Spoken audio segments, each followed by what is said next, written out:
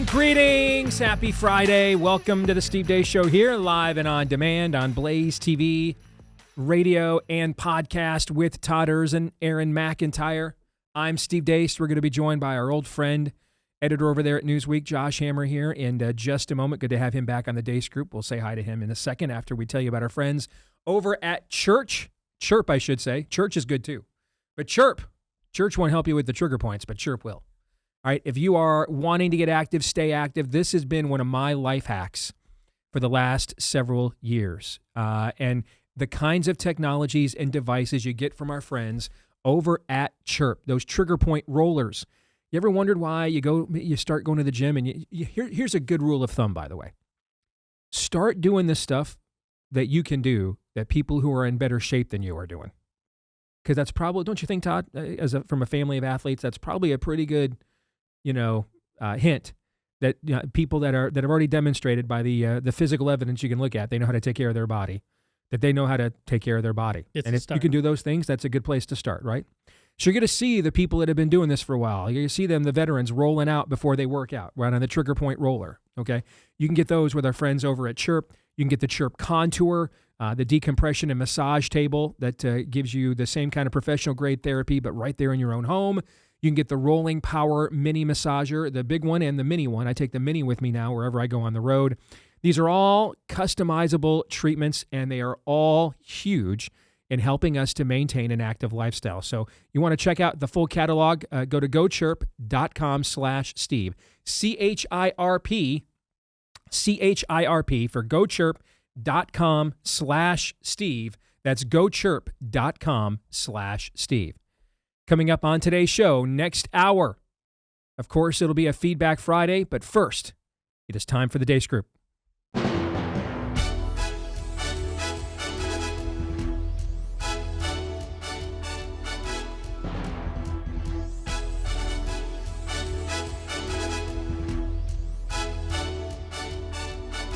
And there he is, our good friend Josh Hammer. It is good to see you. Brother, how you been? Steve, I'm doing just fine. I'm moving 1,000,000 miles a minute, but it's always great to make time to join you guys. And indeed, how's the show going? I think I just saw some news. You just added another platform, right, to your arsenal, correct? Yeah, so the show is now distributed by Salem. It's on Salem News Channel, and we have some radio affiliates. So the show is gaining momentum. I'm starting to get started on my next book proposal, actually, so that's exciting as well. I'm also now with the David Horowitz Freedom Center. So there's always titles, always editions in the works, but it's never too busy, Steve, to join you and the fellas here for the Deace Group. As long as that Lindsey Graham question remains, as you know. Most importantly, let's not bury the lead, because by the way, we are visiting Israel for the first time, all three of us. We're taking a tour over there in 2 weeks, and the film is a mini series of content that we're going to do here for the show later in the year. But let's not bury the lead here. What's life like as a husband and father? How's that going? So the baby turned 14 months today, and it's kind of just like, oh my God! I mean, like where the heck did this happen? I mean, like she's taking baby steps now. She's walking 5-6 steps at a time there. I was telling Aaron actually before we went live here that we're now looking to put our first down payment on a home, probably ASAP there. So adulthood has happened really fast. But you know what? I just turned 37 on Thursday, actually, just yesterday. So it's probably better late than never. Time to grow up now, obviously. Yeah, yes. Exactly. All right, well, let's get to it. It's your weekly look at the week that was. It begins, as it always does, with issue 1. Bleep, Lord Nefarious says. Out of my city, you ass. Get the out of here. I'm already taking pictures of your license plate. So, no. We don't want to know. We don't care. Get the out of my So state. you just said a bunch of stuff and then you don't want to hear anything We about don't want to hear it. Yeah, you're a loser. You have no right to tell me what to do with my body, you piece of shit. Bye. Come on, Heaven. Go kill yourself, you son of a bitch. Right. Woo, you feel Bye. Suck my ass. Yeah, that's very kind. Very kind. Get out of here, you You should turn to Christ. You can still turn to Christ. Jesus Christ, you ugly So yeah, anyways, the coffee here was decent.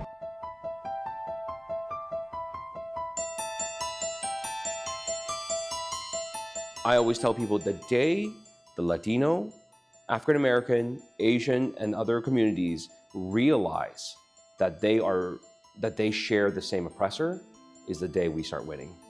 Because we are the majority in this country now. We have the ability to take over this country and to do what is needed for everyone and to make things fair. We really need some fumigation, right? We need a exorcism, for lack of a better term. We need a more aggressive approach to go in and surgically remove the cancer that is the Donald Trump and MAGA movement. You've lost. You have lost. You lost. The mistake that you made is you let us in the first place. See, that's the thing with brown people. I'm going to say this as a brown person. There's a lot of us. Like a lot. There's like 1.2 billion in India. There's more than 200 million in Pakistan. There's like 170 million in Bangladesh. Those are just the people there. I'm not even talking about the folks who are expats or immigrants. There's a bunch of us. And we breed. We're a breeding people. And the problem is you let us in 1965. There were a few of us beforehand. But once you let one of us in, you know what happens with brown folks? Our grandmother comes, our grandfather comes, our uncle comes, our aunt comes, our cousin comes, our second cousin comes, our third cousin comes.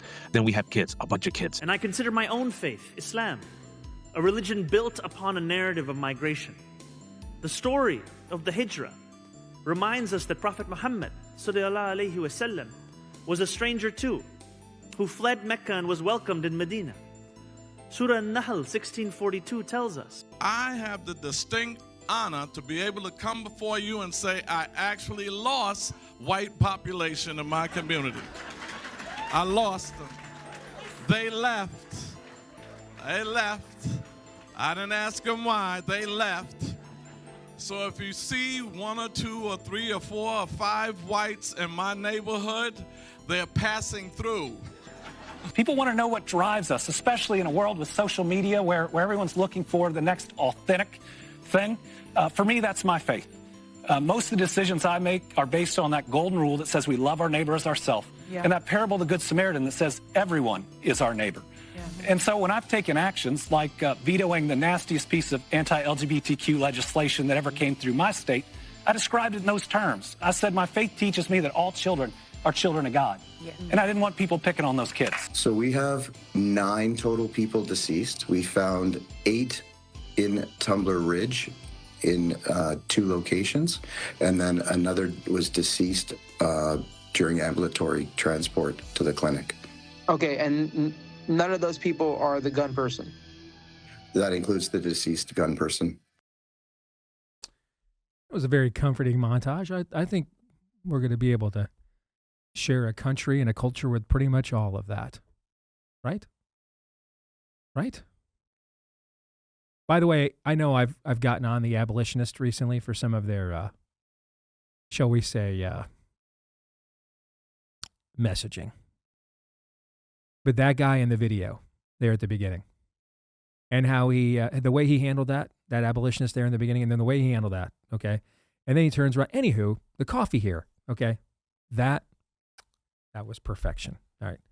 That is absolutely how you pull the devil's pants down. That was perfectly done there. So they need to take more messaging advice from you, fella, whatever your name is.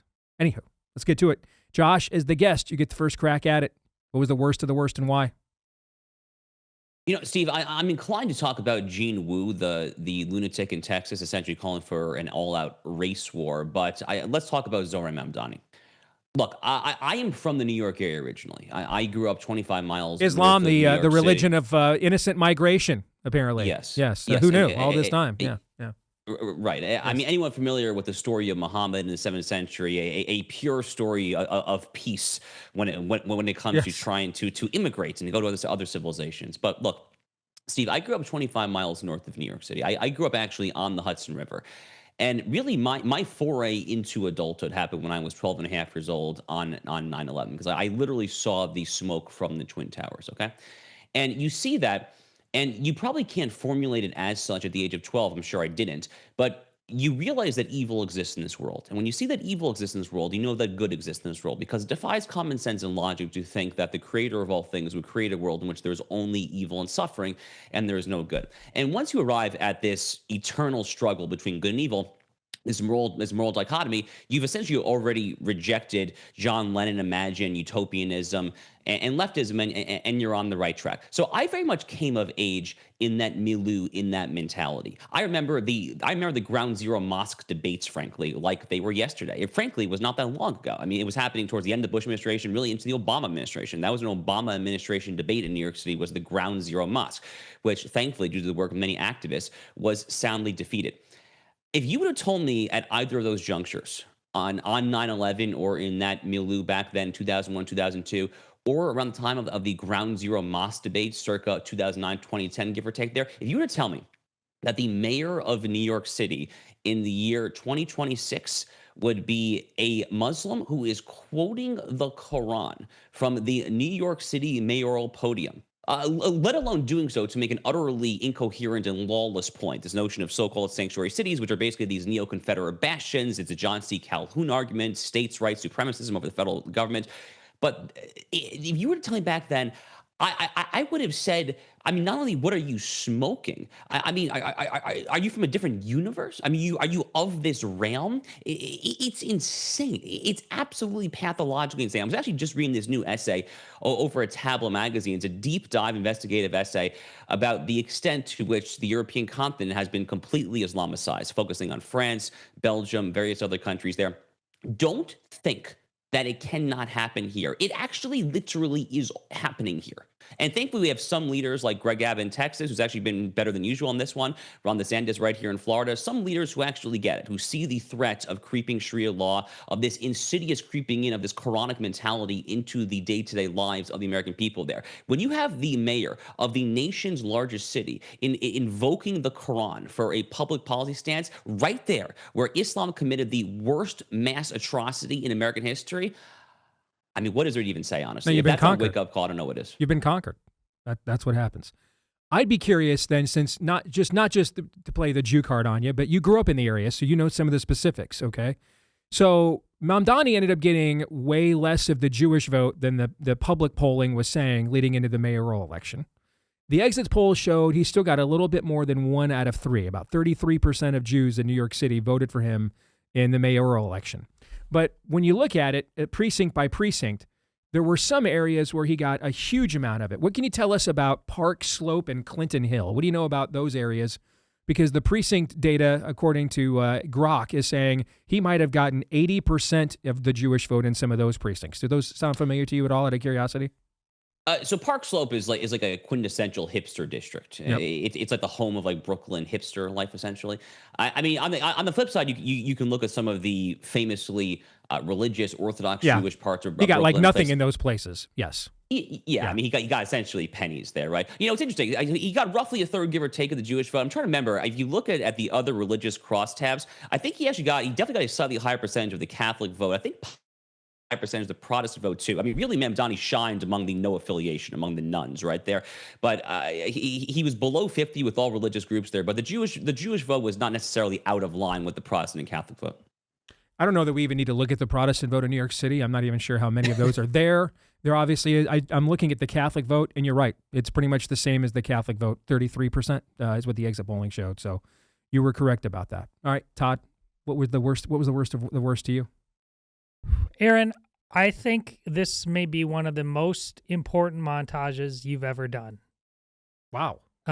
If people have eyes to see and ears to hear, which they don't, but it crystallizes something so important. I am stuck watching that, and here's the worst part: you have Wu, as Josh pointed out, and then you have Mamdani, and then you have the guy talking about the brown people and who we are, and those three together, and then you have Andy Bashir.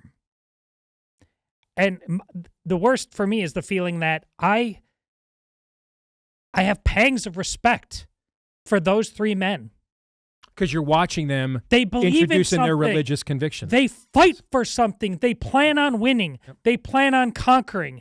And yes, he's a Democrat, but he's a Democrat in Kentucky. But we've got all kinds of Republicans. For all intents and purposes, in terms of the existential fight on our hands, they may as well be the same. They plan on just going down happily with the sinking ship, apparently. I'm so tired of increasing those three men want to absolutely kill my way of life, but I'm found respecting them because they actually have plans. They plan on following through on them. That's a pit on my stomach that I absolutely hate, but I've got to say it out loud. You're not alone in that. And you recognize it's the religion of the upside down, the dominion of the enemy.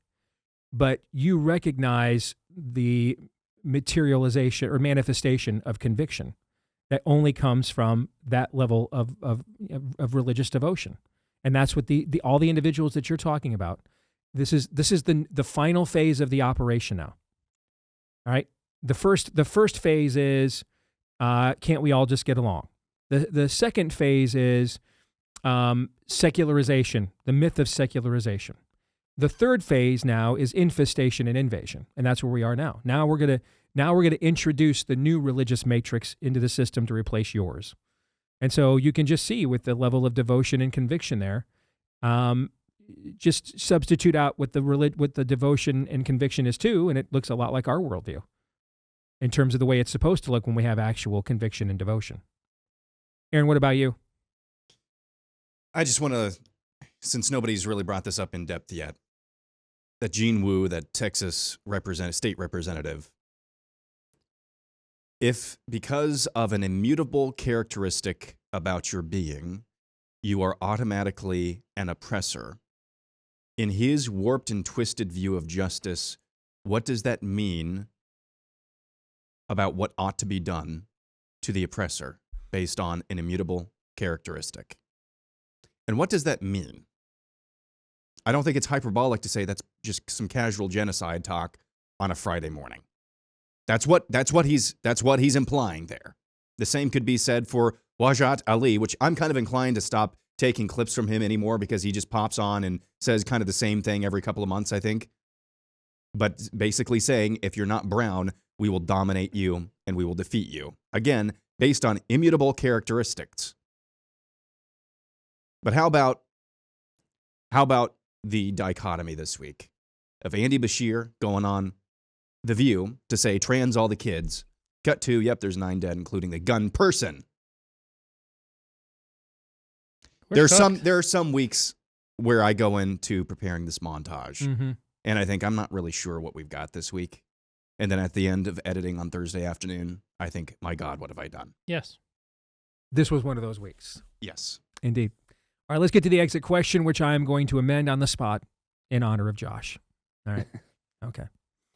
On a scale of 1 to 10, all right, with 1 being the odds that Lindsey Graham would sexually harass Pam Bondi, and 10 being the odds he'd be willing to sexually harass Josh. Looking dapper there, brother. Watch out. Watch out. Rank this week's level of total depravity, Todd.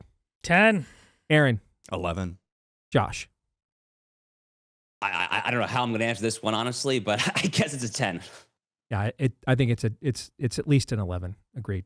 All right, before we get to issue 2, folks, or actually, gentlemen, Valentine's Day is just around the corner. You might be thinking, I missed it. No, you didn't. Because you can register the love of your life a little bit earlier than normal for Ali Stuckey's next Share the Arrows event coming up on Saturday, October the 12th, later this year at the Credit Union of Texas Event Center. Early bird tickets are on sale right now. My 2 daughters went to this event last year and enjoyed it and raved about it. So if you want an easy Valentine's Day win that has some eternal ROI, this is it. You can lock in those early bird prices today, all right, and send this along with a Valentine right now at sharethearrows.com. Again, that's sharethearrows.com. All right, let's get to issue 2. What is Zionism? What was supposed to be a meeting of the White House's Religious Freedom Commission turned into a debate over, you guessed it, Israel and the Jews, thanks to member of the commission and former Miss California Carrie Prejean Bowler. I would really appreciate it if you would stop calling Candace Owens an anti-Semite. She's not an anti-Semite. She just doesn't support Zionism, and that really has to stop. Okay. Yeah. I don't know why you keep bringing her up and Tucker. Well, because they're the 2 most famous anti-Semites. There you go again. Yeah. Everyone's an anti-Semite. Everyone's an anti-Semite, I guess. Just to be clear, is anti-Zionism anti-Semitism? Yes. It is? Under IHRA? Rabbi, you're up next. You're not sure? Definition, so what is the definition? I would love to speak to that. Undoubtedly, anti-Zionism is anti-Semitism, and undoubtedly, And one does not have to support the specific policies of the government of Israel, but to not support the right of Israel to exist, which is what anti-Zionists do, while not taking that same stand to the 28 Muslim countries and 13 Christian countries in this world, is a double standard, is hypocrisy, and is absolutely anti-Semitism. I think it's also important that we not make Islamophobic remarks while we're here today. I would appreciate that. Well, as you know, I'm a Catholic, and Catholics do not embrace Zionism, just so you know. That exchange prompted this from pro-lifer and Catholic Lila Rose, quote, "If Zionist means I think Israel has a right to exist, then I'm a Zionist, and so is the Catholic Church. If Zionist means I condone everything the Israeli government does, then no, I'm not a Zionist. I also don't condone everything America does. For those who hate Zionism, what exactly are you hating?" So we have a Jew, we have a Catholic, and we have two evangelicals here today. So a pretty good cross-section of thought on this. So let's just start with a very basic question, all right? And since Carrie Prejean or Jean, whatever the last name is, I can't remember from when she had the gay marriage fight a while, back in the day. Since she invoked Catholicism into this, Lila Rose, of course, one of the most public Catholics in the American, discussion at the moment. Todd, I'm going to start with you, okay? Let's just see if we can define what this even is. What is it? What is Zionism? If the four of us reach anything close to the level of total retardation that all of that was, we must go do other things because, dear God. First of all, that Carrie, she's been Catholic for less than a year. All right. She doesn't represent any particular organization. It doesn't mean she doesn't have a right to speak as a Catholic. But throwing out things like just that last thing, I appreciate that you're not Islamophobic while she's simultaneously burning down the Zionist house. I mean, it's just so stupid on its face. It's clear she doesn't have an equal standard for like religious egalitarianism. That's just dumb. Listen, it's true. As Catholics, we are not Christian Zionists. We do not believe in dispensationalism. It is, and saying that in no way should be viewed as anti-Semitic. I don't know what that rabbi would say in the face of that, but that's not even Todd's opinion. That's just Catholic teaching. We are not Christian Zionists in terms of the current nation of Israel having a prophetic place. But in terms of does Israel have a right to exist, the current state of Israel, just like any other state. Now, that's a problem there. We have too many versions of Zionism right there. That's why I just said that's just blanket Zionism, no qualifier. What is it? But if that's the definition, listen, it's one thing arguing about it back in 1903. The Holocaust happened. The nation exists now.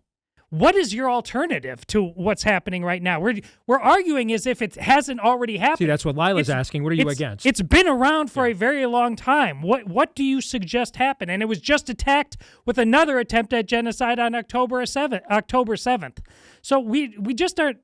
We have all kinds of arguments thinking we're smart, but they all amount to the whole thing, how many angels dance on the head of a pin. Of course, this nation has the right to exist just like any other nation has a right to exist. The double standard isn't about Israel. It's people have for Israel. It's the double standard people have against Israel. All right.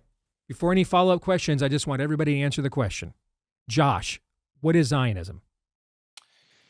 So Todd is on the right track here, very much so, when he kind of invokes 1948 and the founding of Israel, because the term Zionism, to an extent, is actually somewhat historically anachronistic, frankly. I mean, after Theodor Herzl publishes his first book calling for the establishment of the Jewish state in the 1890s, that was the peak of the Zionist versus non-Zionist debate. It was between then and then World War II and then 1948. These days, when we talk about Zionism, because back then it was, should the Jews be entitled to reestablish their ancestral state in their homelands? Now, the state's been around for almost 78 years, I guess it will be this spring. It just refers to the ability of the Jews to maintain that state. That's been maintained for 78 years now. So that's pretty much how I see it there. Look, I mean, as far as the what is Christian Zionism, that's a more interesting conversation, right? I actually have Jay Richards of the Heritage Foundation, a Catholic as well, on my show today to discuss that. You guys are the Christians, I'm the Jew here, but when I hear Christian Zionism, I take it at face value that you are, one, a Christian, and two, a Zionist. And the latter, insofar as I interpret it most plainly, just means that you believe in the existence of a Jewish state. So any kind of specific theological or eschatological beliefs there, dispensationalism or anything, to me, I think that is how a lot of people interpret Christian Zionism. And that's certainly what this absolute dimwit Christine Prejean Boulder is getting at there. But to me, when I hear that, as a lawyer, I think words mean plenty what they say. And I hear Christian Zionism, to me, that means you're, one, a Christian, two, a Zionist. Aaron, what is Zionism? I've always traditionally understood it as the belief that the Jewish people have a historical and ongoing claim to the area that we now know as Israel. And I think the flap that's becoming more and more apparent is that there are some with dubious motivations trying to redefine that into some sort of boogeyman term, as if like some sort of Jewish supremacy or something like that, all part of the traditional Jew hate that we have been cataloging now for years.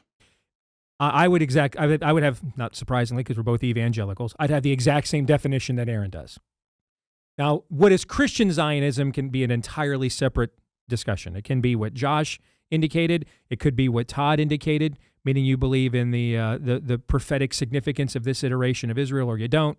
But to me, we haven't even progressed to that debate, because we have to define what the original term means to begin with. What is Zionism? And I would have the exact same definition as Aaron. So if that is the definition, then, or something along those lines, because all four of us indicated that the term in and of itself has to some degree significance about believing in the historical right of the Jews to have a homeland, right? We all agree to that? Yes. Okay.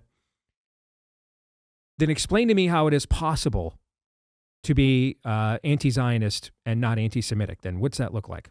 I don't see how it's even possible. Hey, you know what? I'm not anti-Erzin. I just don't think you guys should have a home. Nothing personal.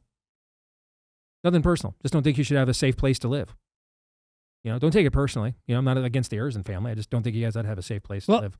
Don't think you got to have your own home. I think you should be taken away from you and it belongs to somebody else. I mean, how would you take that? And again, I appreciate that distinction. You know, I get it. Yeah. The salient point, as Jeff said, it's existed for 78 years. Yes. I mean, Pope Pius back again wrote a letter to Herzl in 1903, not supportive of the Jewish state. But you know who also, and Josh can educate us, I don't know the critical mass of it, or I don't recall it. I've read about it. It's just been a while. But there were Jews who believed we should have a Jewish state, but maybe in the Holy Land wasn't a good idea. They thought of places in Africa. That is and very things true. like that. But that was back then. Yep. It is now 78 years after the establishment of the state, where much blood and treasure has been established, put in place by the Jews to live a free and prosperous way that America claims to want to live.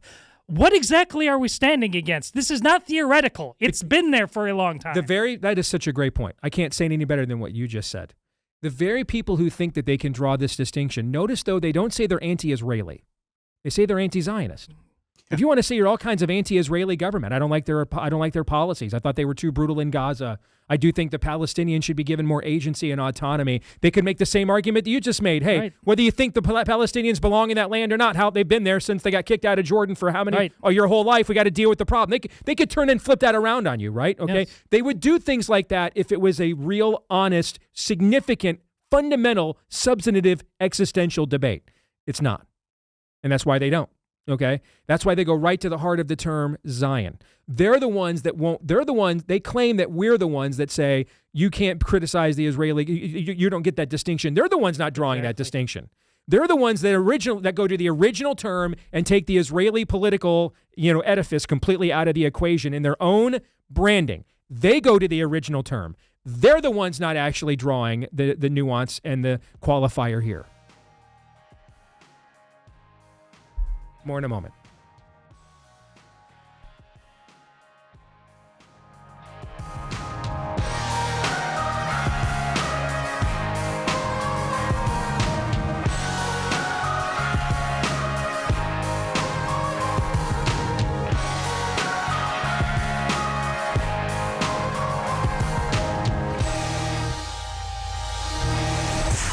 The Show.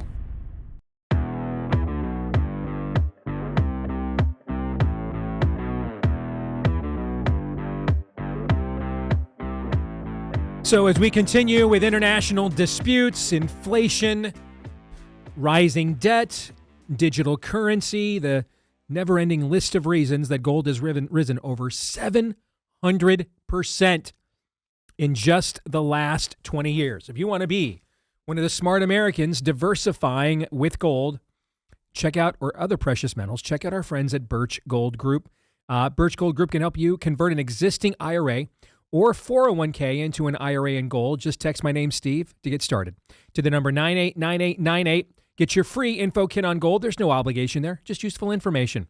With an A+ rating from the Better Business Bureau and tens of thousands of happy customers, let BIRCH Gold Group help you diversify with gold so you too can have peace of mind while the nations rage. Text Steve to 989898. Do it today. Text Steve to 989898.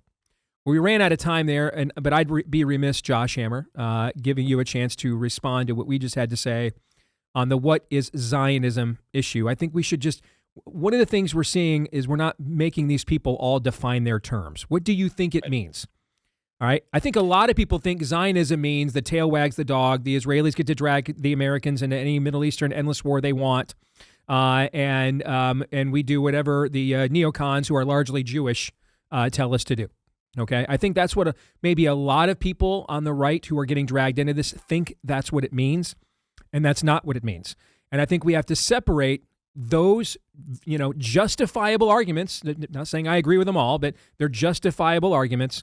We need to separate them from the actual definition, because what we're watching is knuckle draggers are hijacking this term to make it look like it is, I just want to have a political separation from Israel. No, you don't. Otherwise, you'd label it Israel and not Zionism.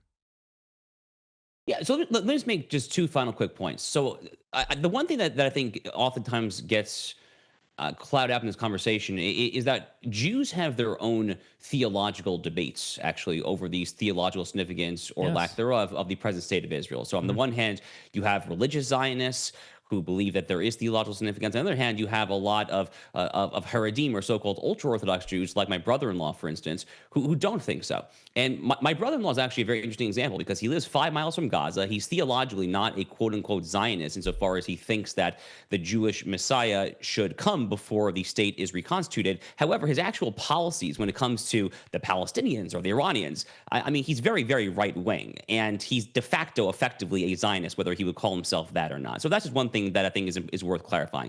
I think the more relevant thing for our conversation is this, though, which is if you're going to call yourself anti-Zionism, there is one small way, Steve, if I'm being very charitable, that I will grant you that is not anti-Semitic, and it's the following. If you are a genuine George Soros Open Society Foundation true globalist, if you actually believe in all the lyrics to John Lennon's horrific dystopian song Imagine, if you think there should be no borders, no peoples, no this, sure, and you think that Israel shouldn't exist the same way that America, Italy, Japan, etc. are there, fine, I'm not going to call you an anti-Semite. But none of them do that, do they? They're always disproportionately focused on this one tiny state between the river and the sea there. And if that is taking up the vast majority of your globalist tear-down board agenda there, at that point, I'm going to call you an anti-Semite. It's amazing. We never go back and say, hey, I'm anti-Lebanese. Because those civilizations were Christian hundreds of years before they became Islamic. No one ever says I'm anti-Turkish, because that was a Christian civilization there hundreds of years before it became Islamic. Those 7 churches of Asia Minor that Jesus writes the letters to are all in the nation of Turkey. All right. No one goes to Iraq, and says this is stolen land, even though Assyria, the Christians were one of the earliest enclaves of Christianity in the history of the church. Yeah. We could do this with the Coptics in Egypt. We do them with all these Middle Eastern. The double standard isn't for Israel; it's against it. Correct. All right. Let's continue on and get back to our weekly look at the week that was. Let's get to issue 3. Is Maha the secret weapon here? A new February 2026 Signal national poll shows Make America Healthy Again reforms have massive support. 77% of Americans back them overall. That's up 3 points since October.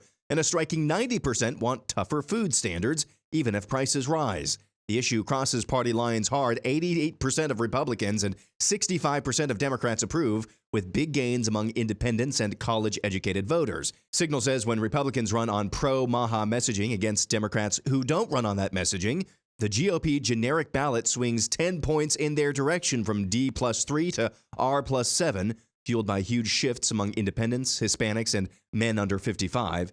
Could be a major 2026 midterm driver. All right, Todd, you did it, man. Okay? You and your kooky bookie cult over there, okay? You guys lived long enough that you guys now are the key political. You're no longer the anti-science deniers and the flat earthers. You're now like the key voting constituency in the midterm elections. You did it. How'd you guys? So, are you buying that polling? What do you think? I'm buying it, but this is not a great offensive game plan from a position of strength.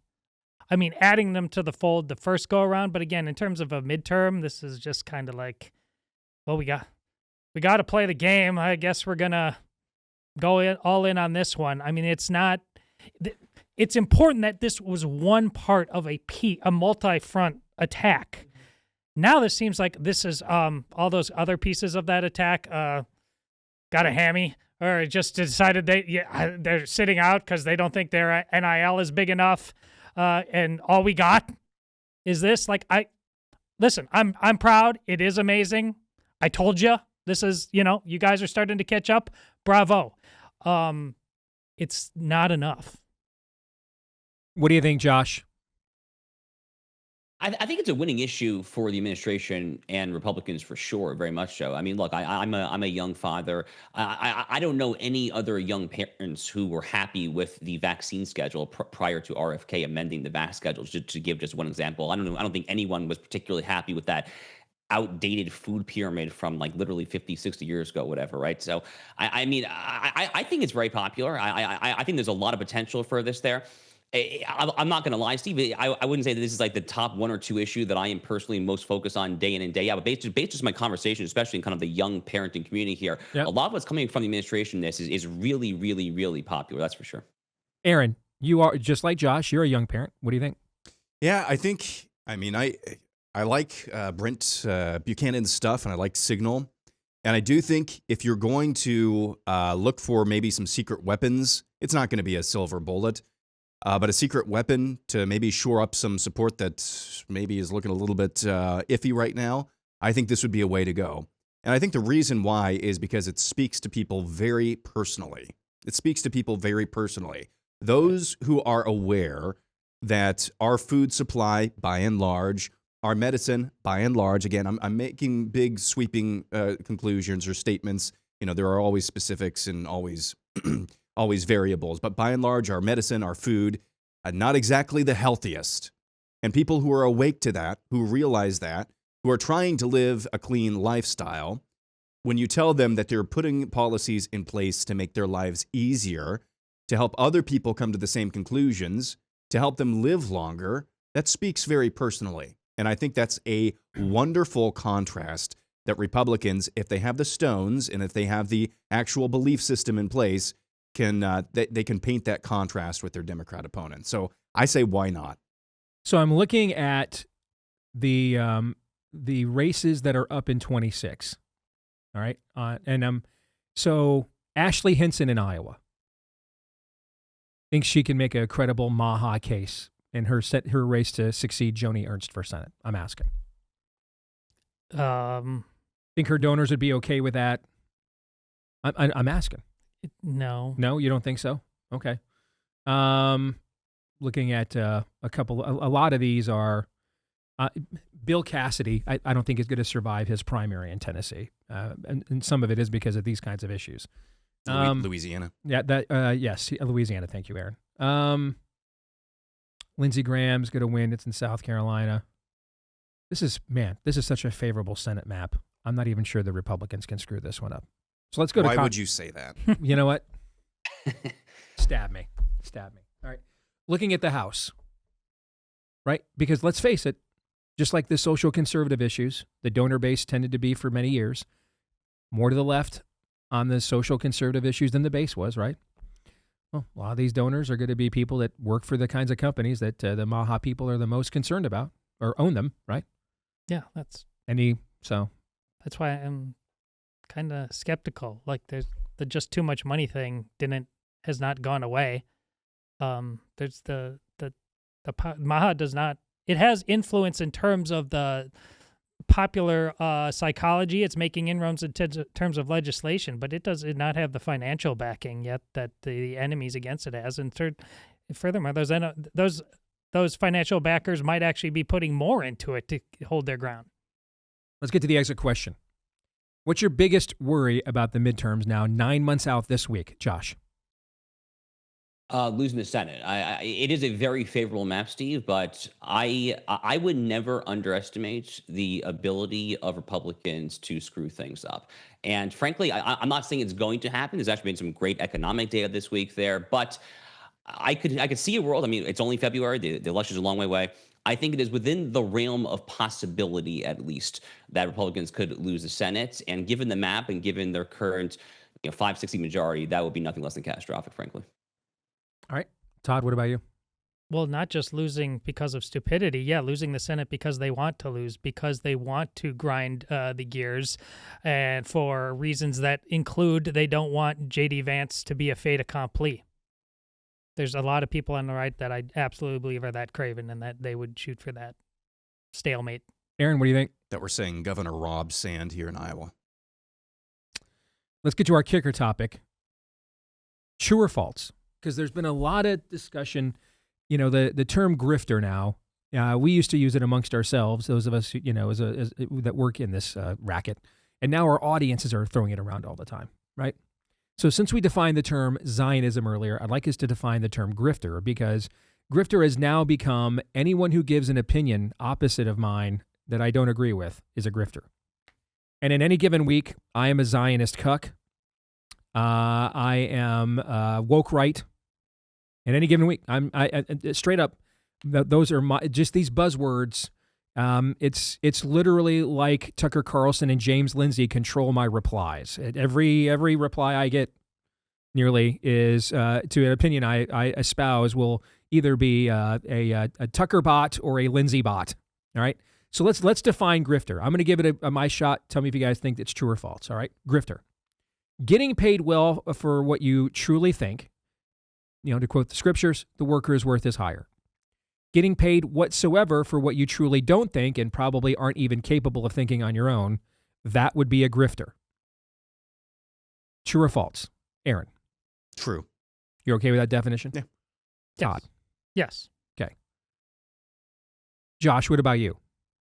It's a very good definition, Steve, but to me, it doesn't necessarily require some monetary element. I think that's how folks like you and I who've been in this space for a little while have used grifter for a while. Yep. But when I see folks who are just trafficking in blatant disinformation, blatant attempts at just ultra fanatical clickbait, just trying to make your blood pressure boil, trying to essentially induce you to have like a free panic meltdown, without any sense of grounding reality there, without any sense of the facts or logic or this, that, there. At that point, I'm okay sometimes using the term grifter, whether or not the person is literally getting paid by some source, foreign or domestic. That's important. Fair. Money isn't the only currency. He's social media clout, emotional hijacking. Exactly. Yes, there's a currency involved, though. That's not germane to the truth of the actual matter at hand. Yes. I think that's fair. Right. Okay. All right, let's get to predictions. Aaron, go. I believe, contrary to my fear about the midterm elections, we will not be saying Governor Rob Sand here in Iowa. I hope you are correct about that. I do. Todd. Pam Bondi will buy a dog and name it Dow. Gosh. Those memes. My favorite though, I love the Kurt Signetti meme from the national championship game where he's stalking the sideline and he's watching the yard marker. All right. Somebody did that last night with Pam Bondi looking to see if the stock market is below 50,000 or not. All right. I thought I like that one quite a bit. All right, Josh, what's yours? So with the caveat that I have no inside information, like literally none whatsoever, I am going to predict that we will see a Supreme Court vacancy this summer. I do predict that either Sam Alito or Clarence Thomas, probably not both, but I think that one of them probably is more likely than not to resign prior to the November midterms for the very simple reason that we're even having the conversation, frankly, as to whether or not Republicans might actually lose the Senate. If I were a betting man, which I'm really not, I would think that the smarter money of the two would probably be on Justice Alito more so than Justice Thomas. That's been the more popular rumor for some years now. I could be wrong.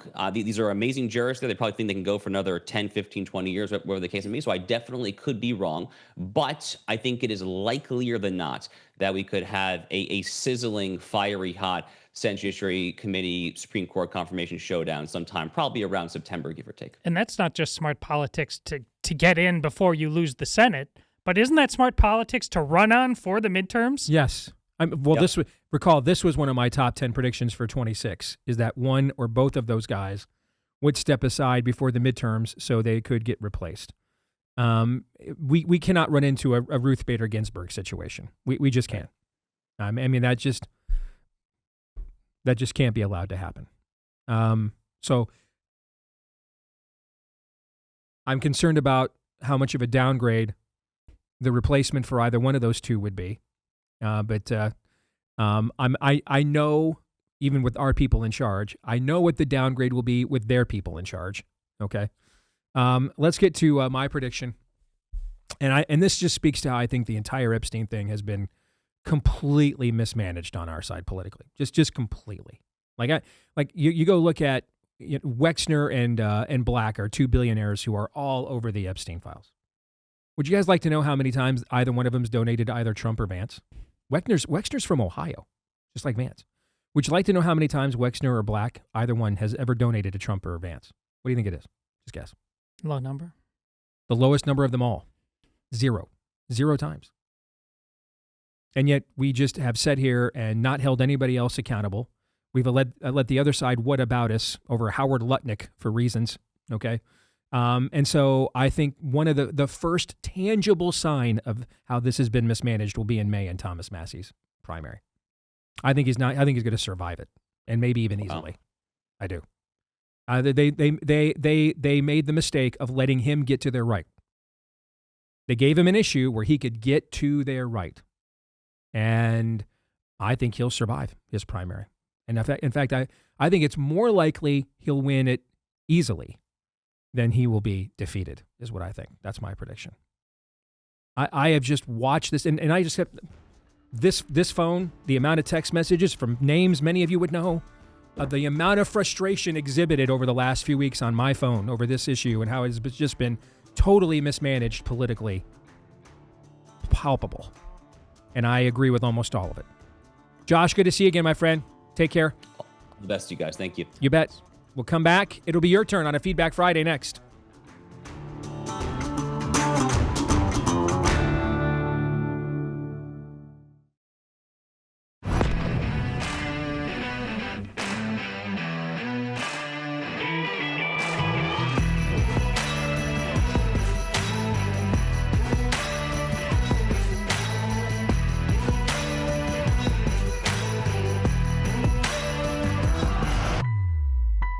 And we're back here with Hour 2, live and on demand here on Blaze TV, radio, and podcast alongside Aaron McIntyre and Todd Erzen. I'm Steve Deace. Let us know what you think about what we think via the stevedeace.com inbox by emailing us, steve@stevedeace.com, DEACE. Like us on Facebook, Me, We, and Gab. You can follow me at Steve Deace Show on X, Instagram, and TikTok. You can also subscribe to our YouTube channel. We're going to have some news on that here soon, by the way.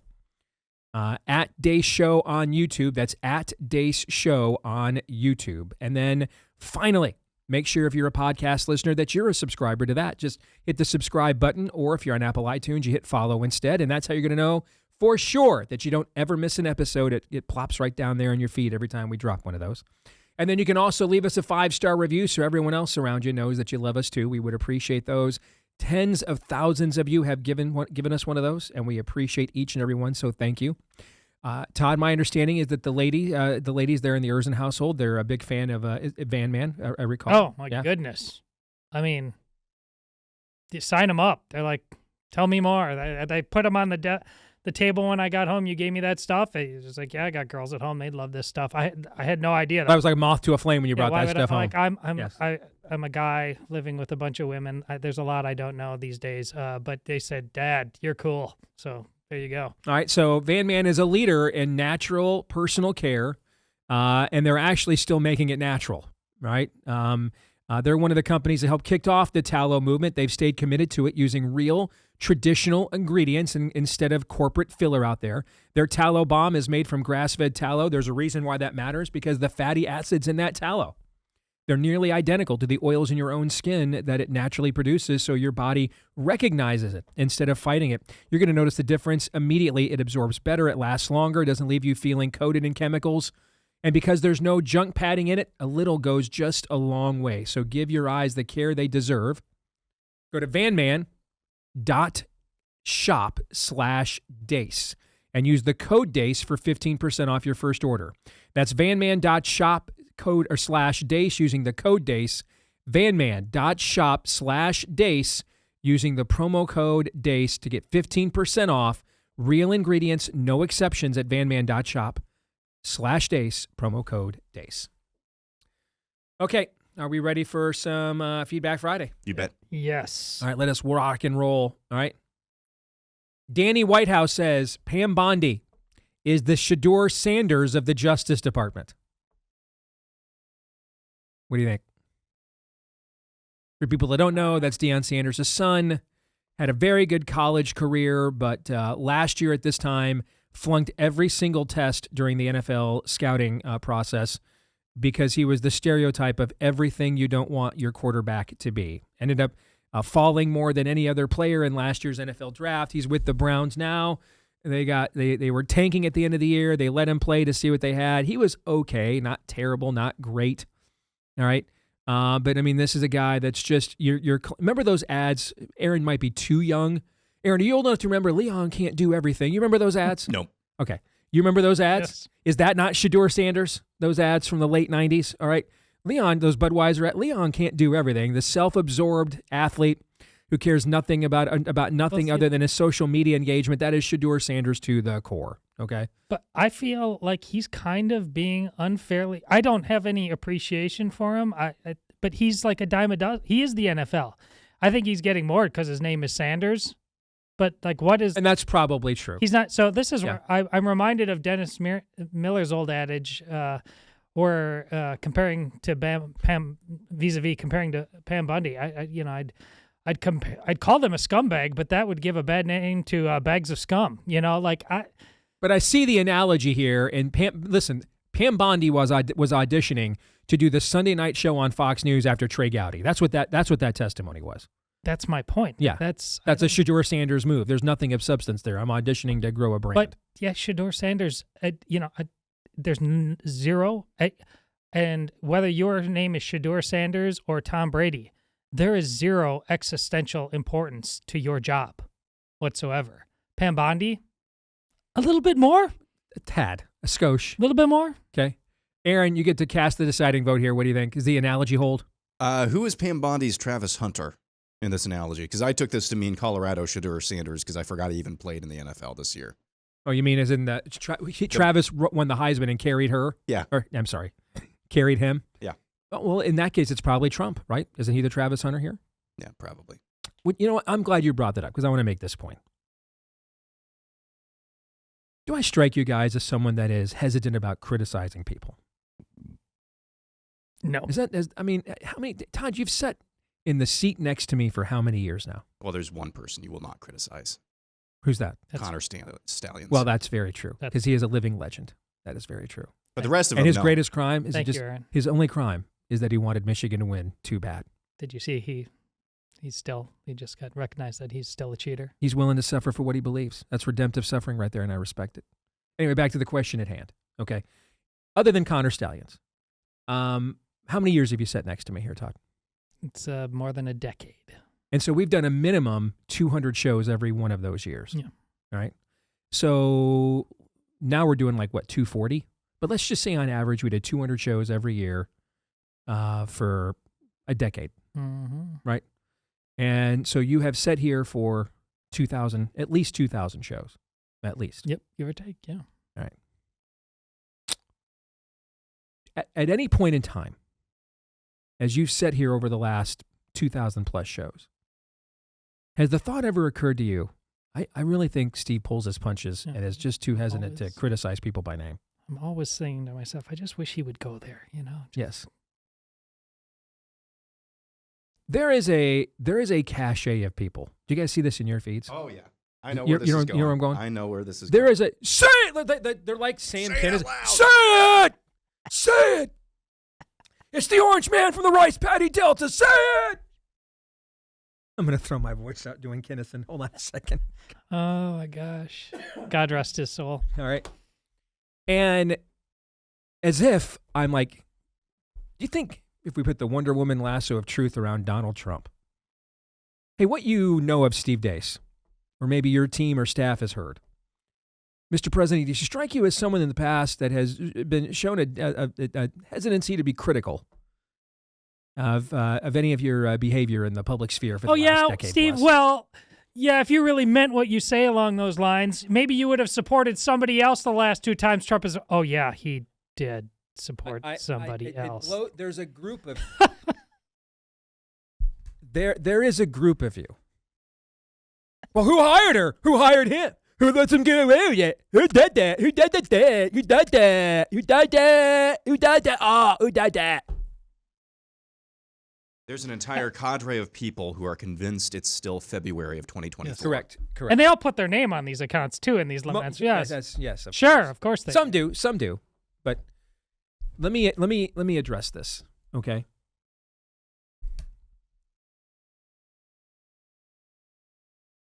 I don't believe we get anywhere with Trump by flipping turds in his face. And I think that there's, frankly, a lot of evidence to indicate that I'm probably right about that. I mean, I think Kristi Noem got the job of Department of Homeland Security predominantly on the excellence of her qualifications, do you think? No. No. I don't think that that's how. God knows Pam Bondi didn't. Correct. I don't think that's how things work in King Trump's economy. I don't. Now, I'm wired differently. All right. Often, if Todd wants to get my attention on something, trying to insult me directly is usually the first way to get my attention. All right. Because again, I'm the kind of guy that responds to negative reinforcement. I don't need you to tell me I'm pretty all the time. In fact, I get uneasy when you do. Okay. It's not better. It's not worse. It's just different. All right. Some of us are the guy that if the coach tells you, I don't think you can do that, you're like, well, screw you, man. I'm doing it. That's me. I'm that guy. Okay. And that there can be advantages to that. There can be disadvantages too. Like, I'm sure you have thought over the years, Steve could really use some help achieving contentment. I'm sure you have probably thought that over the years. All right. Okay. All right. Probably in the last 10 minutes, I would imagine. Okay. So if you respond to negative reinforcement, you tend to be highly driven. You tend to struggle with contentment and praise. All right. Then there's the other kind of player that if the coach says, I don't think you can do that, you're like, I don't think I can do it. You told me I can't do it. And instead you need to say to that young man or that player, you need to say, I know you can do that. I know you're better than that. All right. I think I can. You gave me the confidence I can do it. Again, it's just a wiring thing. And we all have reasons why we're wired certain ways, okay? And I don't have time to psychoanalyze why. I just don't believe. I don't. I don't believe there's any shot. And for further evidence, pretty much all the people that do what you are suggesting, they all have like no, including some who are friends of mine that I dearly love, have like no influence whatsoever in what the administration thinks or does, or the people around them. They just don't have any. They're doing what you want. They're making sure they itemize every time Trump as an individual falls short in criticizing him by name, but they simply just don't, they're not being listened to. And they've largely been cast out. And then in response to that, they get angrier and do it more because they know they've been cast out. And then the cycle just continues. All right. I just don't think that's an effective use of my platform. I don't. I'm trying to influence situations. I'm trying to get people I know that work in this White House to listen to what we say on the show. And I think it has been clearly demonstrated. You know, some of you ever raised children? Todd, you've got 4. Mm-hmm. They all responded to the exact same stimuli in all the exact same situations, correct? They definitely do not. Aaron, I'm sure you've noticed no differences really between Abby and Ben whatsoever, and you can talk to each of them the exact same way, have the exact same talking points and same postures. You have the same standards, of course. You have to do that, right? Okay, but the way that those standards get applied and communicated, Abby responds, she's just a carbon copy of Ben, correct? Oh, absolutely. Yeah, no difference whatsoever. Now, I mean, are any of you human? How many of you are human beings? You talk to everybody the same way? You don't have any relational accommodation at all? You don't recognize some people respond in situations differently than others and to different stimuli different than others? Goodness, I wonder how many of you are still freaking human. Just, you're all, and you guys sit online all day criticizing Cat Turd. Not exactly my cup of tea. But you're just like him. Cat Turd's just, at least he's getting paid. He's just online looking for ways to wave palm branches at Trump. You're just online looking for ways to show you're the principled people that can still independently criticize him. You have no influence whatsoever. None. Neither does Cat Turd either. He's just getting bought off to say stuff. He doesn't have any influence either. He's the one being influenced. You have none. You have none. And it's amazing. I don't recall a lot of you. I'm trying to remember. I see there's a group of you. I don't remember any of your names. When I was helping with the Free the Delegates movement against Trump in the 2016 convention, I just, I didn't see what's your nuts in my, on my phone, texting me, and here's how we can, I'm here to help, Steve. You ever notice that too? Oh, yes. Yeah, that was weird how that worked out. Don't remember seeing you all doing that either. When I'm the one with my name on it, putting my career on the line, like in this last primary, and I lost 30% of my audience, took me a year and a half to get it back. Yeah, weird. I mean, I don't remember anybody saying, good job, Steve. Way to take the principled road. Funny how that works. Yeah. The fact that I've noticed all this is why I coined the term narcissism is not the same thing as principle. Now, exactly. Now, you all aren't my standard. He is. So as best as I can, regardless of what you think, I'm going to do what I think he wants me to do, or that if this was the last day, I'm comfortable answering to him for.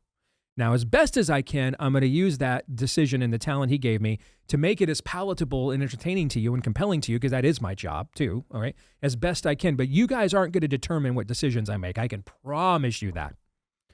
How many times over all the 2,000 plus year shows have we been here? Not saying it's never happened, but what do you think it is? Less than 2% of the time we've sat around and thought, can our audience really handle that? Is that really what we should do? Every break you're saying, Erzin, show me the Nielsen ratings. Correct. I need to know. I need the instant clicks. Instant clicks. How did that last segment go? Show me right away where the clicks like. No. I'm trying to save America as best as I can with the resources I've been given. And I just don't think you gain any.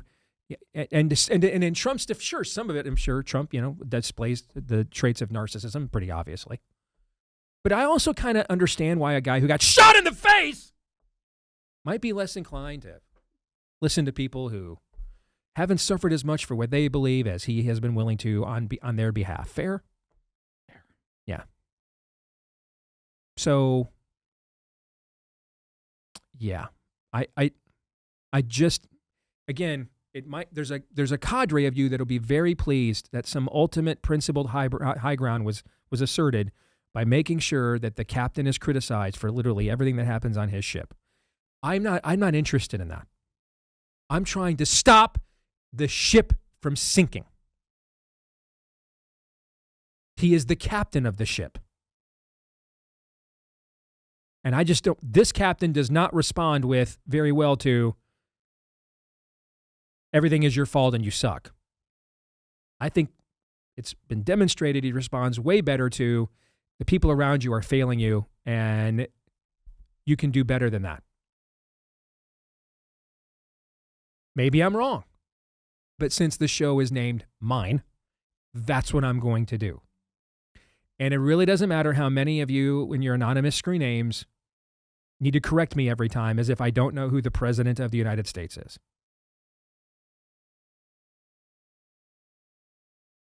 I'm not trying to get invited to speak at whatever events you do, nor frankly am I trying to get invited to CPAC. I'm trying to save America. And I just think it's casting pearls unto swine to not try to be strategic in how I apply whatever limited amount of influence I've been granted. But that's what I hire these guys to do. We do have conversations about accountability all the time. We do have conversations, are we doing this right all the time? Is this the right way to do this? Or is this a credible way to do this? Are we contradicting ourselves? Those conversations, how many times have we had those conversations, Tom? More. Yeah, quite a bit. But yeah, I know who Pam Bondi's boss is. Thanks. I do know. Yeah. Been to the White House. I know whose picture was there in the corner office. I know. I also just don't think, sitting here every day, ripping the guy, gets his attention or his team's attention. And the way that their ecosystem is wired, they have a tendency just to shut people out like that and cast them out and say, hey, you guys aren't with us. You're not in the muck and the mire with us. So we're tuning you out. Thoughts on that before I move on? Yeah, it's why, the overlap with these people and they get angry about sports pro stuff. But I'm trying to make a point to get at the point Steve is making. You will excuse any kind of ridiculous behavior if they're wearing your laundry that you root for on the weekend. And it doesn't matter what they do or say. Just give them the damn ball. Yet here, again, your nation. Real lives. I don't know. Behind those anonymous accounts, just what? A lot of incels with no family. You're making me think that and say that because if you really have things at stake and you will say whatever it takes to win in the game, he's the quarterback of this team on a sinking ship. We had this conversation today off air about a different topic, but that's the thing. A lot of you pretend that you can just keep your powder dry, live another day, have a utopian fantasy later on. The ship is sinking right now. Do you have a quarterback that can produce at least some wins? Objectively, the answer is yes. Help them when you can. Correct. He's the quarterback. Am I empowered to take the quarterback out of the game? No. All right. Is in the primary, was this even the quarterback that I picked? No, but is it the point I've already made? Yes. But is this the quarterback that we have? Yeah. Yeah. Okay. So. And quite frankly, right now, because of what you just said about getting shot in the face, he's time, talent, treasure. He earned it. It is his. I don't know what we don't have an election coming. This election is done. He managed to survive the insurvivable. Like what, guys? Your narcissism is killing us. Yeah. So if you're stabbed in the back multiple times from multiple directions, proceeded to get cheated out of a monumental, both for you personally and for the civilization that you were governing, if you were cheated out of doing that once, you took a bullet to the head, you survived lawfare on multiple fronts, you're just going to surround yourself with people who say you suck all the time. Yeah. Well, when you put it like that. You're just going to do that. That's what you people want. The people who are in our mentions all the time. Why don't you call Trump out for the who hired him? Blah, blah, blah, blah, blah. That's what you're saying you want. That doesn't make any sense. It just doesn't. Not saying it's right. Not saying it's wrong. Not saying that Trump put the most capable people around him. I'm just saying that's the reality of the situation. Yeah, it is. And because that's the reality of the situation, don't get this confused right here. It's just not like what Steve's doing. Yeah, there's going to be the same people are going to come out. That means Steve and the crew just spent 20 minutes talking about how we can never criticize Trump. Just no. This is an intervention. Like you guys, are wasting your lives. That's the point I want to make out of all this. You are absolutely wasting your lives by thinking you've got the golden ticket when you're just a guy behind the gas and sip with no women in sight. This is say anything. Conscious choice, man. Nice reference. You're ridiculous. What a reference that is. You are ridiculous. The irony of all this is me doing this is counter to my normal behavior. Yeah. Which should indicate to you, this is not my default setting to behave like this. You ever followed me as I'm watching on Twitter one of my favorite teams play a game? I'm calling players, coaches out by name. I've got them all fired the first time the other team gets a first down. Guy misses a shot, take his scholarship away by name. I'll tag him. That's not how I'm not wired to just do indirect communication. This goes against every aspect of what my personality is like. Let's focus on pitying them, not pitying you right now, okay? Right. So this should tell you that I've thought about this, and I thought, I don't think they're going to listen to that. I don't.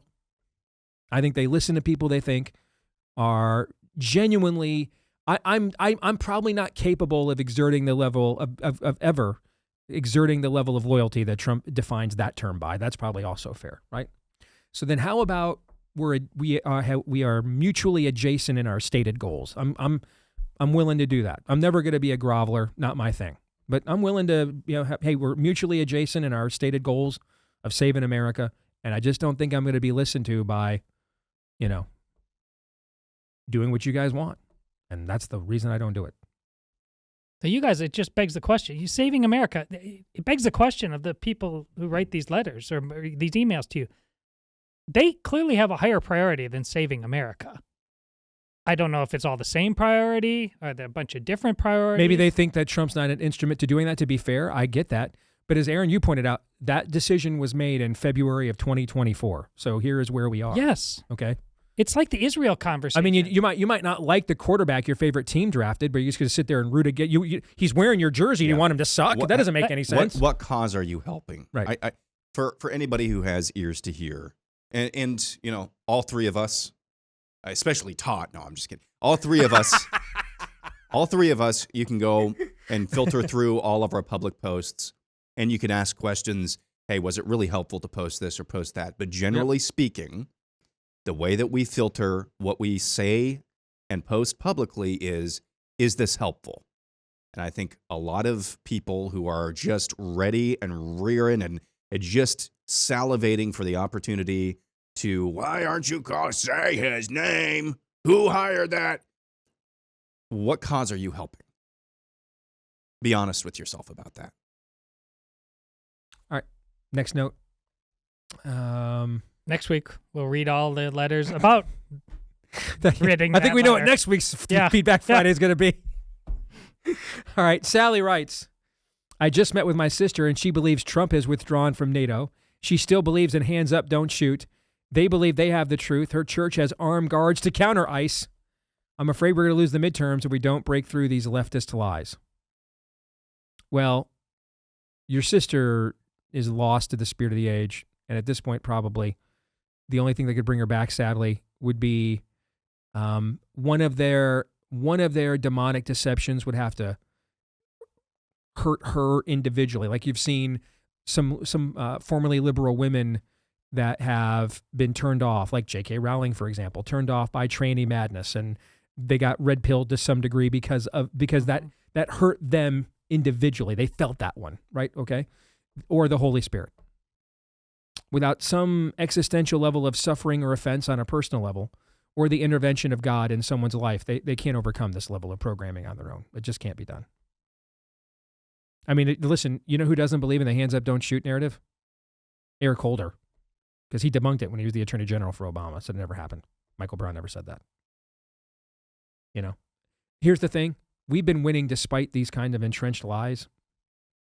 Yeah, most of my time in politics. Okay, we're not going to lose the midterms because of No, their lies. no, we're going to lose the midterms because of our lies. I was just going to say that. Correct. Like right now we're in a situation, and this dynamic exists in almost every issue. We're in a situation where we promised the base we were gonna release and detoxify the swamp because over the Epstein stuff. Well, there's going to be a few of our own donors and some of those people that don't want that to happen because they were caught up in some of that global ring of whatever that was, or at least on the periphery of it, at the very least, like a Lutnick. All right. So then you don't do it, but you release enough then that some of these people still get implicated, but not enough that anybody's getting punished. Right. You see what I'm saying? And so who have you satisfied? Nobody. Absolutely nobody. Nobody, whether you're a Republican establishment figure or in the activist class like us, who is satisfied by our side's handling of the Epstein fiasco? Who is it? Give me the composite of the Republican voter who's like, I really think we nailed that one. Regardless of whether they voted for Nikki Haley in the last caucus or the last primary, Ron DeSantis or Donald Trump, find me the voter for any of those three candidates who's like, we have really exercised prudent moral authority and judiciously, politically taken advantage of the situation. Tell me who it is. Does this person exist? You're all laughing because no. Let's do that. Let's pick an issue. Let's do it on immigration. So we told all the Nikki Haley voters we're kicking all their Consuelas out. Then we're not going to do it. All right. So we pissed them all off with our radicalized messaging, right? Got them all pissed off. Okay. Now our base is pissed off that they see us pulling out of Minnesota. See what I'm saying? Picking up. Let's do this. Let's do tariffs. Do them all. Let's just do them all. I mean, we're in this dynamic where we took the more moderate, squishy wing of our base. I see Scott Rasmussen's out with another poll today showing that that's the group of the Republican voter that doesn't want to show up. Okay. Well, they're all freaked out by all the radicalized messaging. And our base is like, I was really hoping we were going to deliver on that radicalized messaging, you know? That's a way bigger problem than anything these fools say. Way bigger problem. Like I look at the Wexner guy, I mentioned him before. He's donated to Republicans. They're all, all the Republicans we all hate. McConnell, Portman, those are all his donations on the right. I looked it all up this morning. Those are all his donations on the right. So apparently we're to cover for Mitch McConnell's donor base, so we piss off our MAGA base. And the reasons for that would be what exactly? Yeah, this poor letter writer, I know it's her sister, so it's personal, but she's actually got, if the right doesn't have these fools to run against, what would they have? The truth of the matter is, yes, I know it's your sister, and that's terrible, but frankly, without their crazies, I mean, we need to. If they start sobering up, we might really be screwed. What was my first antidote to the current thing on Monday? We need to remind people how crazy these people are. Yes. Okay? Otherwise, all the other historical trends go against us. I'm going to get rid of just pick an issue. I'm going to get rid of Powell. I'm going to get rid of Powell. Powell's got to go. Is Powell going to go? No, we're not. He's not going anywhere. Can't get rid of him. And I'll nominate a new Fed chairman a year in advance. So everybody's got time to pick at his record and point out what they don't like about him. So by the time comes, his approval rating's underwater probably, right? Yeah, I mean, what is this?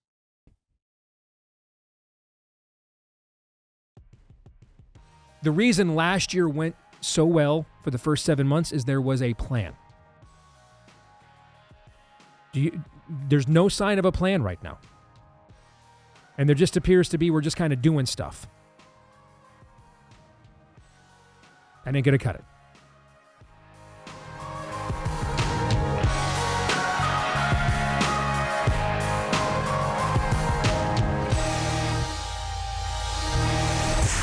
The Steve Deace Show.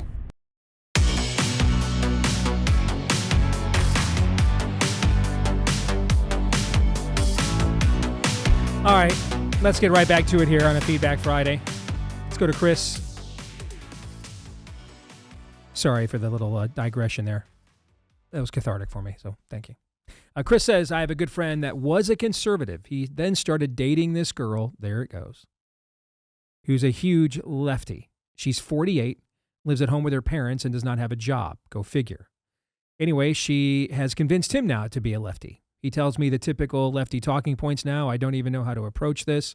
I mean, he went to the extent to say MSU's hockey tickets, when we were going to go to the game, increased price because of the tariffs.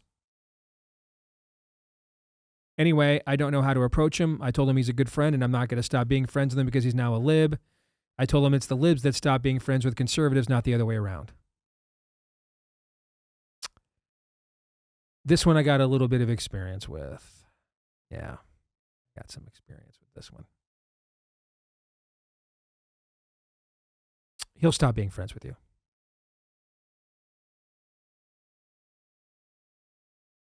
That's how it'll go. He'll turn on you.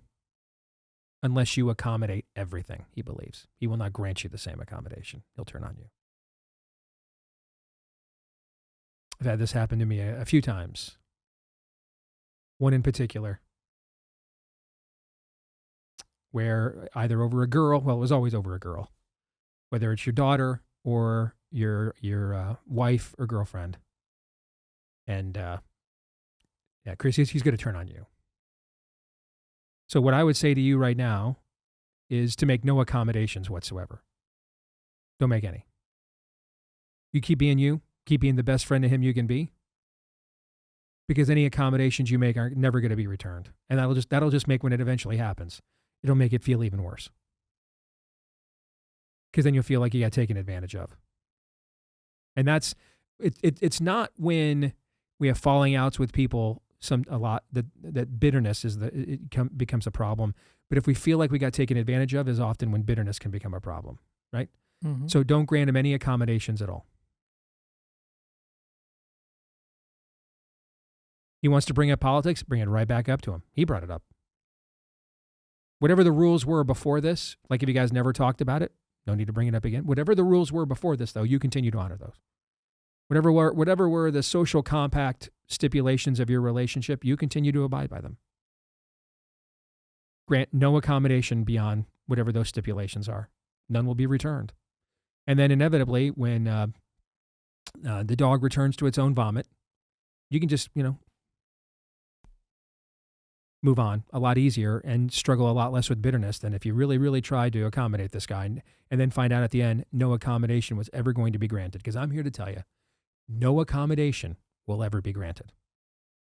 Is that too harsh? Oh, no. I had 2 examples immediately after the election this time around of Trump. So for 4 years with Biden as president, the conversations, the give and take that 2 people in particular had on Facebook that I had known for years. The exact same tenor of the conversations happened after it was just flipped. Now Trump was in. They both defriended me after a month of Trump being. They both admitted in their own way, like, I just can't take this. Well, that's right, you can't take this, which is a lesson to us all. When you call yourself a conservative, and especially if you call yourself a Christian conservative, but these are supposed to be a set of principles that serve you despite your emotional fragility and the tides of circumstance, which all of us have highs and lows. Some of us don't have our best days. Your principles are supposed to be the thing, the rock that guide you through that. So lest we become like this guy, whether it's a woman or we lost our job or something like that, how close are we, if we're really honest with ourselves, to we selling out on our so-called conservative principles, which dovetails perfectly to the conversation Steve just lamented in the last session? Who are we really? How deep do our roots go on what we claim to believe? I want to give you some good news. As soon as the next non-Trump Republican is elected president, this dynamic is probably all going away. Not. We've broken a seal here. Yes. We've broken a seal. Yeah. This is a real spiritual battle. What Todd just described there, it might have been different words, but what Todd just described there, going back and forth for years, these individuals for years, always had exchanges, probably disagreed, right? Always disagreed. Always disagreed. But for whatever reason, maybe that's the fullness of time in some grand spiritual battle that we've been noting for decades and generations. But a seal was broken. People's brains didn't get broken. Their spirits revealed themselves. They revealed themselves at a spiritual level. What Todd just described is less unfriending on Facebook and more, have you come to torment me before the appointed time, O Son of Man? That's the spiritual battle that we're in. Yes. And I'm not being overly dramatic there. I'm not saying that you're possessed by a demon because you're unfriending people on Facebook, but understand what that impulse is telling you. They cannot abide anything that has to do with good, true, and beautiful. Now, you may not think that Donald Trump is the face of good, true, and beautiful. And in recent days, President Trump has basically said the same thing about himself. in some moments of, self-awareness. But the forces of darkness certainly think people who have voted for him, certainly think MAGA, certainly think Trump himself is an icon, a shortcut on your desktop to the good, true, and beautiful, and they cannot abide that. So it manifests in different ways. Sometimes it's unfriending. Sometimes it's the guy who told me last week he was going to come to my hometown and bleep me up. And when I told him, hey, I'll be at this place at this time on Saturday, and showed up there, yeah, guess where he was? Nowhere. But it's the same type of thing. The worst thing you could do is try to just let things slide as much as you want because you're trying to preserve a friendship Correct. or preserve something like that. Correct. So that's what I did last week. I said, okay, let's just call bluffs. Call bluffs constantly because on a spiritual level, that is what's needed. Amen. Maybe it would last longer if you had a pre-existing relationship where he was a lib from the beginning. Okay. But again, Todd can testify that eventually you just reached the existential breaking point. But the fact that he is flipped on you in the middle of this, that's been my experience. Okay. Yeah, you love your neighbors, you love yourself. We're commanded to do that. Okay. But just guard your heart. We're commanded to do that too. So offer no accommodations, for none will be granted to you. Whatever the previous rules of engagement in your friendship were, you continue with those. And this goes to anybody else within the sound of my voice. Don't give any further accommodations. None. Because none will be granted. And that's how you'll find out whether they're still interested in you as an individual, because you'll put it on them. Either they still care about you as an individual and they'll maintain the relationship and say, you know, we're just going to have to just draw a moat around this, I've got a friend right now. We're on opposite sides of a political race. We're in the same party. We're just with different candidates. We talk constantly, just not about the race. All right. We have put a moat around it. Okay. So, but don't let him take advantage of you, because that's where the anger and bitterness, when inevitably worldview comes into play, because you'll get mad at yourself that you let yourself get taken advantage of, and get mad at him that he did it. Don't get mad at a scorpion for stinging you. Don't do that. Okay. Let's go next to let's go to Daniel Bradshaw. Not sure if you and the team are following the story, but the Virginia Democrats are pursuing a constitutional amendment which will allow them to gerrymander the 11 congressional districts, so all except one will be Democrat-controlled. Currently, the districts are split 5 Republican to 6 Democrat. The most interesting part in all of this is that a court handed down a ruling saying the special session Virginia Democrats held last year to push this amendment through did not follow Virginia law, essentially telling them they had to start the process all over again. The court ruling has been appealed to the Virginia Supreme Court and should be heard very soon. However, Democrats are moving forward nonetheless, having a referendum vote by the public in a special election scheduled for April the 21st. All this to say, the Democrats have made it very clear that they will not abide by the court's ruling, and I suspect they will also ignore the Virginia Supreme Court if they rule against them. Of course, Republicans have no idea what to do and are completely baffled about why their friends across the aisle are behaving like it's 1861.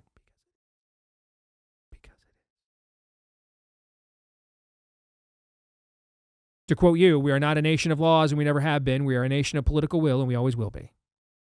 Listen, Glenn Youngkin seems like he was a fine governor of Virginia.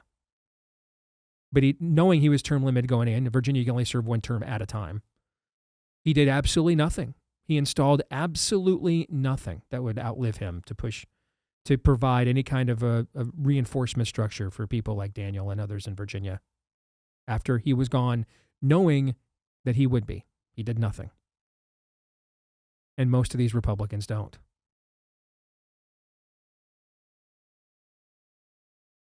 I'm not saying we're in a great position. I'm not saying I enjoy being in this position. But we are.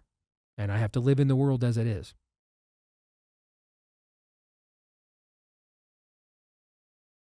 I mean, let's say we can't beat Randy Feenstra in this gubernatorial primary here. My man Adam Steen can't get it done. I mean, I'm going to say publicly the next day after the primary, hey, hope Randy wins. I'm here to help if you want me. Everybody knows where I'm at. If you think I can help you, call me. We got some serious differences, but nowhere near the level of differences I've got with Rob Sand. Has that always been my posture throughout the course of my career? No. But is this the same Democratic Party we had when I started my career? That's the real tragedy of this all in Virginia.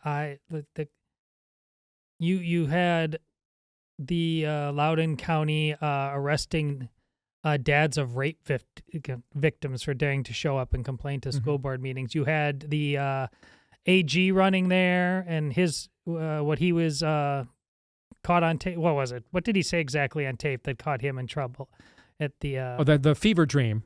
Fever dreams about Yes. murdering Yes. Republicans and their Yes. kids. Yeah. Yes. The Spanborough just like ignoring her opponent on the debate stage. Spanberger. A black woman who is calling her correct and just not giving her the dignity of a reply, just writing it out. Because folks in Virginia, whether you're a squishy person that's kind of right adjacent, that isn't really paying attention to what's going on, and just because politics is just icky, or you're the people we just lamented before about on the right who just are purer than everybody, and I'm gonna fine. This is what you get then. All of your reasons for not knowing what's going on or knowing what's going on and just making the perfect the enemy of the good, you get Virginia. Well done, everybody. 10, 15 years ago, if I lost a primary to somebody like Randy Feenstra, I'd be like, screw that guy. Hope he loses, and either I'll run the next time myself, or I'm going to start lining up who we're going to run against him. That's what I've done that. I've done it. I've done it. Yes. That's exactly what I would have done 10 or 15 years ago. We're not facing what we faced 10 or 15 years ago. We're not. So, got to fire every bullet at hell I have, man. I'd prefer to fire live rounds, not duds, right? But the duds might get him to slow down, thinking they'd be hit for at least a half a second. Yeah, I know. I don't know. We are where we are. You know, I've done everything I could do throughout the course of my career to not be in the position we are in right now, but we are in the position we are in right now. And so my generation's job, if you're Gen Xer, our job, we will eat the excrement sandwich. We must hold the line for our kids and grandkids. That is our job. So the reason why we did grunge and blow up the outside world and Black Hole Sun and Even Flow and wore flannel shirts in the summer, okay, and we can't even, all right, reason we did all that, became such the cynical, hardened, latchkey kid generation. You know why we went through all that? To prepare us for what we are now called to be. Exactly what we thought we were when we were younger. We're going to be the hardened generation that sits there and says, this sucks, but someone's got to do it. That's our job. And if we don't do our job, then I hope your kids and grandkids know Arabic and Chinese. Those are your options on the table. I'm sorry, those are our options. Yeah. But they are. And we're not empowered to make different options. Those are the only options we have, and we have to live in the world as we have it.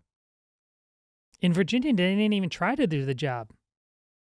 It's not like they did the job badly. They just don't want to do it. This was the most obvious result that was going to happen. And they just, I got stuff. I still got Netflix.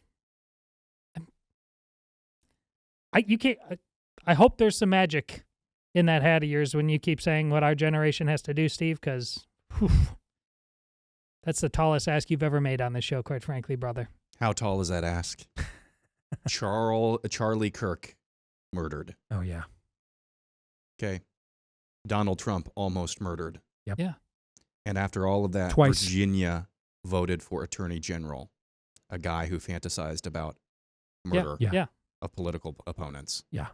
That's how tall the task is. I know. Listen, my ego, my pride, half of my conscience has no interest in seeing somebody like Randy Feenstra being sworn in as governor of my state. None of those things are standards that matter whatsoever to the future of my kids or grandkids, though. They're not. Again, I don't like where we are, but tell me this is not where we are. Talk me out of it. I'd love it. Talk me out of it. Yeah. And as you pointed out, Aaron, they're shooting our people. They're shooting them. And then turning around and fantasizing about voting for people fever dreaming about shooting our people. So I kind of think I've accurately forecasted the current predicament we're in here. Final thoughts. We got about a minute left. What do you guys think? Oh, let me do this real quick. Brad in Texas. This is a quick one. Brad said he had a huge amount of success telling Grok to take on Steve Deace's persona and judge the candidates on my sample primary ballot. And it quickly narrowed in on the America First pro-life Christian candidates. Tell others. This would help making their discernment process, if you don't know who the candidates are, much easier. I thought that was interesting. There you go. At least give you a reference point. At least give you a reference point. I'm not sure how well Grok takes on my persona. I probably need to test that before recommending it to people. But I thought that was an interesting approach. All right, minute left. Thoughts? Testing things before recommending it to people in the conversation of AI? No. Who needs to do that? Yeah, on second thought, I should have done that before I read your note, Brad. No, it's on brand for AI. It's going to change the world. Here it is. What? Can we talk about this? Let's see if Daniel wants to get on really quick. Talk about data centers. And we're back on Monday. You guys have a great weekend. We're going to stick around and do overtime for subscribers. You can subscribe at blazetv.com/Deace, code Deace, so that you don't miss anything we do exclusively. Get code Deace for $20 off. blazetv.com/Deace, code Deace. For the rest of you, we'll see you on Monday. Until then, go hard, Romans 8:28.